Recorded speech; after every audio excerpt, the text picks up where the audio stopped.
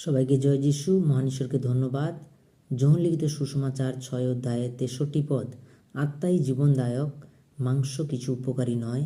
আমি তোমাদিগকে যে সকল কথা বলিয়াছি তাহা আত্মা ও জীবন। প্রভুকে ধন্যবাদ জানাই সুন্দর বাক্যের জন্য।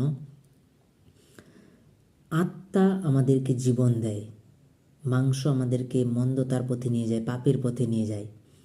আজকে আমরা যা কিছু পাঠ করি পবিত্র শাস্ত্র, পবিত্র বাইবেল থেকে, ঈশ্বর তার মুখনিসৃত বাক্য তার পবিত্র আত্মার মধ্য দিয়ে আমাদেরকে দিয়েছেন।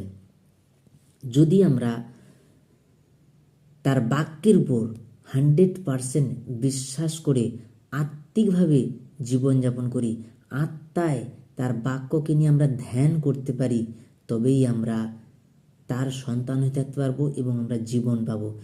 এখানে লেখা রয়েছে আত্মাই জীবনদায়ক।